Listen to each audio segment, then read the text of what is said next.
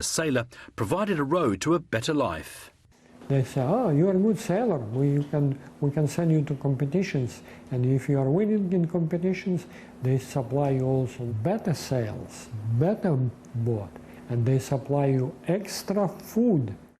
At the Tokyo Games, Australia's men and women's 470 teams will sail with the best equipment available, and they know how fortunate they are to have Victor.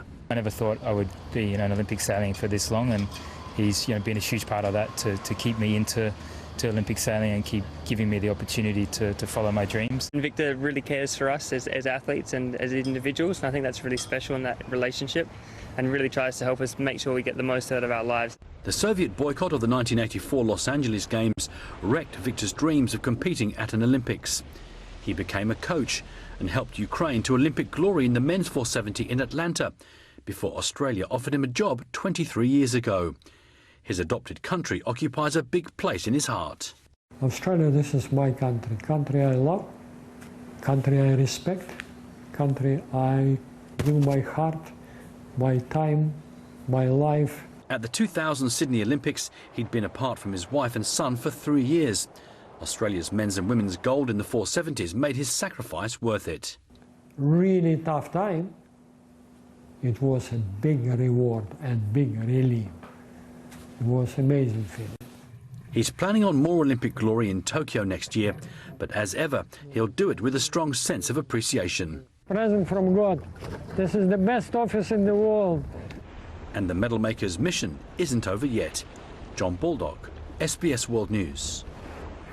And in a further sign of Victor's contribution to sailing here and around the world, a movie of his life story has started filming in Ukraine. 3 actors will play him at different stages of his life. The Australian part of the movie will be shot next year here. For a look, more of an in-depth look at the amazing career of Viktor Kovalenko, the medal maker, go to SBS Dateline's homepage. Well, cycling has grown in popularity this year as people look to exercise and move around in a COVID-safe way. Bike sales in Australia are up 60% from the previous year, but high demand has led to tighter supply, making bicycles a prime target for thieves. Dave Jacobs is a recreational cyclist.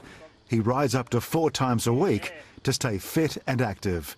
His bike isn't top of the range, so he was surprised when thieves used a crowbar to prise it from a locker. Especially given that this bike's like a 7-year-old bike and I just used it to get around, I really didn't think anybody would want to take it and have to go to that extreme to get it. 6 weeks after the bike was taken, it was spotted for sale on social media marketplaces.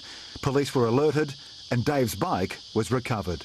We managed to contact the seller, arrange a meeting and have police standing by around the corner. When we were able to identify that it was my bike, we had the police come in. Dave is not alone. The high demand is fueling a surge in bike theft. COVID has made quite a big difference to the demand for bicycles, and if you track criminal behaviour around the world, demanding anything results in organised crime and petty crime escalating. Bicycles, unlike cars, aren't easily identified by registration plates.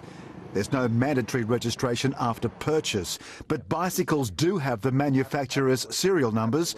Often, owners don't bother to make a note of them. Locked away in a storage shed in Sydney's northern beaches are dozens of stolen machines. Police would like to return them to their rightful owners, but they don't know who to contact. In quite a lot of circumstances, the bicycles actually are recovered. But the issue for the police is actually getting the original owner reacquainted